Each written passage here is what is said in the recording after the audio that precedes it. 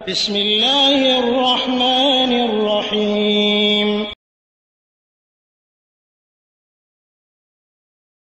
আসসালামু আলাইকুম ওরহমতুল্লাহি ওয়াবারাকাতুহু। আমাদের একজন বোন প্রশ্ন করেছেন যে উনি একটা কোরআন মাজিদ আমেরিকায় পাঠিয়েছিলেন, তো সেখানে কিছু পৃষ্ঠা উলট পালট ছিল, যে কারণে তারা এই কোরআন মাজিদটি পড়েননি। তো একজন সিরিয়ান মহিলা তাদেরকে নাকি বলেছেন যে এটা পুড়িয়ে ফেলতে হবে, এটা রাখা ঠিক না। কারণ হয়তো তাদেরকে বলা হয়েছে যে তোমরা না হয় জানো তাই পড়ছো না, উলট পালট আছে, কিন্তু হয়তো দেখা যাবে তোমরা যখন থাকবে না তখন হয়তো এটা কেউ পড়বে, সেটা ভুল হয়ে যাবে, সেজন্য পুড়িয়ে ফেলতে বলেছেন। তো উনি জানতে চাচ্ছেন যে এটা করা ঠিক হবে কিনা। এখানে আমি কয়েকটা বিষয়ে দৃষ্টি আকর্ষণ করব। প্রথমত, যে কোরআনে উলট পালট আছে এবং জানতে পারা গেছে যেখানে সেখানে কিছু পৃষ্ঠা আগে পরে দেওয়া হয়েছে, সেটা তো ঠিক করে নেওয়া যেতে পারে, সেটা তো ঠিক করে নেওয়া যেতে পারে। এটা হলো সব থেকে প্রথম, মানে উত্তম পন্থা। আমরা ওটাকে পুড়িয়ে ফেলার দিকে যাব কেন? প্রথমত প্রথমত আমরা তো ঠিক করে নিতে পারি। বাইন্ডিং করা থাক, সমস্যা নাই, বাইন্ডিং খুলে ফেলতে হবে। বাইন্ডিং খুলে ফেলে ঠিকঠাক মতো পৃষ্ঠাগুলো সাজিয়ে নিতে হবে, এবং এটা তো কঠিন কিছু না। এমন এমন তো না আমেরিকাতে হাফেজ নাই কোরআনে, সেখানে তো কোরআনের হাফেজ আছে, তারা তো জানবে বিষয়গুলো। অথবা কেউ যদি হাফেজ না হয়, পৃষ্ঠা নাম্বার অনুযায়ী তো সিরিয়াল করে নিতে পারে, তারপর আবার নতুনভাবে বাইন্ডিং করে নেবে।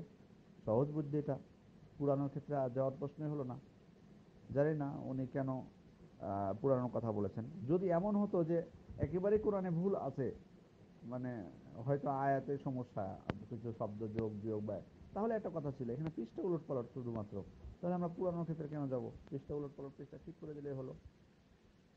আর দ্বিতীয়ত, যদি এমন সমস্যা থাকতো যে ভুল আছে, মানে কোরআনের একেবারে ভুল আছে, সমস্যা আয়াত উলট পালট বা কিছু সম্পূর্ণ কোরআনটাতে সমস্যা যেটা ঠিক করা সম্ভব না, এমন যদি হতো, তখন আমরা এদিকে যেতাম যে কি করতে হবে, এটা তো রাখা ঠিক না, ভুল যদি থাকে।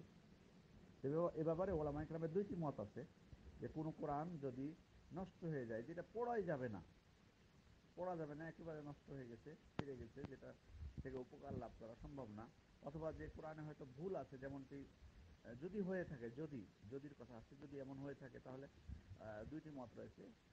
হানাফি এবং হাম্বলি মাযহাবের বিদ্বানগণ তারা বলছেন যে এটাকে দাফন করে দিতে হবে। মৃত মানুষকে যেমন দাফন করা হয়, তেমনি এটাকে দাফন করে দিতে হবে। তবে মালিকি এবং শাফিঈ মাযহাবের বিদ্বানগণ বলেছেন যে এটা পুড়িয়ে ফেলতে হবে। এবং তারা ওসমান রাদিয়াল্লাহু আনহুর আমল দ্বারা দলিল পেশ করেছেন, যেটি সহিহ বুখারীতে ঘটনা বর্ণিত হয়েছে, 4988 নম্বর হাদিস।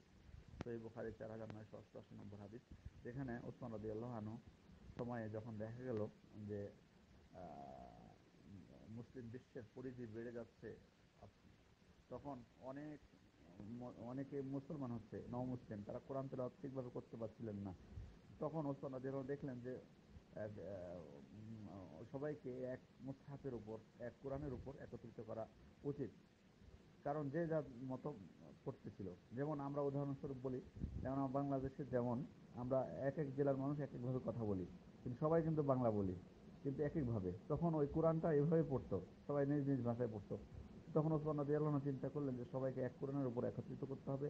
যে ভাষায় কোরআন নাজিল হয়েছে, কুরাইশদের ভাষায়, সেই ভাষায় সবাইকে একত্রিত করতে হবে। তারপর তিনি হাফসা রাদিয়াল্লাহু আনহার কাছে যে নুসখাটি ছিল, কপিটি ছিল কোরআনের, সেটি নিয়ে ডেকে পাঠালেন। ডেকে পাঠানোর পর সেটা থেকে অনেকগুলো কপি করে সারা বিশ্বে, সব মুসলিম বিশ্বে ছড়িয়ে দিলেন, এবং বললেন যে আগের যে কপিগুলো ছিল সেগুলো যেন পুড়িয়ে ফেলা হয়, এবং নতুন কপিটা যেন তারা পড়ে। তো এই উসমান রাদিয়াল্লাহু আনহুর এর আমল দ্বারা তারা দলিল পেশ করে বলেন যে পুড়িয়ে ফেলাটাই হচ্ছে সবচেয়ে বেটার। তো যাই হোক, যেটাই আমরা করি না কেন, যদিও পুরানোর পক্ষে অনেক ওলামায়ে কেরাম মত পোষণ করেছেন যে পুড়িয়ে ফেললেই এটাই ভালো, তবে যদি পুড়িয়ে ফেলা হয়, তাহলে খেয়াল করতে হবে যে যাতে, মানে পুরানোর পরও, মানে একেবারে গুঁড়া করে দেওয়া উচিত। ছাইগুলোকে গুঁড়ো করে দেওয়া উচিত, যাতে কোনো অক্ষর অবশিষ্ট না থাকে। অনেক সময় থেকেও যেতে পারে, সম্ভাবনা থাকে অনেক সময়, বা স্পষ্ট হতে পারে কোনো অক্ষর, যে কারণে একেবারে গুঁড়া করতে হতে পারে। অথবা যদি এখন বর্তমানে অনেক কিছু প্রযুক্তির যুগে এমনও কিছু মেশিন যুগ বের হয়েছে, যেখানে একেবারে গুঁড়া করে দেওয়া হয়, কাগজকে। এমন যদি হয় তো, এবং সেখানে অক্ষরগুলো একেবারে গুঁড়া হয়ে যাবে, যেটার অস্তিত্ব থাকবে না, তাহলে ওলামায়ে কেরাম বলছেন যে অসুবিধা নেই। কিন্তু এটা কখন, যখন একটা মুসহাব বা একটা কোরআন একেবারে পড়ার অনুপযোগী হয়ে যায়, ছিঁড়ে যায়, অথবা মানে পুরাতন হয়ে যায়, যেটা থেকে উপকার লাভ করা সম্ভব নয়, অথবা ভুল আছে অনেকগুলো, যেটা হয়তো মারাত্মক একেবারে অর্থ চেঞ্জ হয়ে যাবে বা কিছু, তখন এটা। কিন্তু আপনি যে প্রশ্নটা করেছেন যে উলট পালট আছে, এটা তো কোনো ব্যাপার না, এটা পুরানোর কোনো প্রশ্নই ওঠে না এখানে। ঠিক করে দিতে হবে, ঠিক করে দিতে হবে, ঠিক করে দিয়ে তারপর ওটা থেকে উপকার লাভ করবে। কারণ একটা জিনিসকে কেন আমি, যদি প্রাথমিক চিকিৎসা থাকে, তাহলে কেন আমি তাকে একেবারে দ্বিতীয় ইয়াতে যাব স্টেপে, যদি কম সহজে সেটা হয়ে যায়। যে কারণে এটা উচিত হবে না পুরানোটা, বরং যেহেতু পৃষ্ঠা উলট পড়ে সেহেতু পৃষ্ঠা ঠিক করে নিয়ে আবার বাইন্ডিং করে দিবে, যাতে পড়ার উপযোগী হয়ে যায়।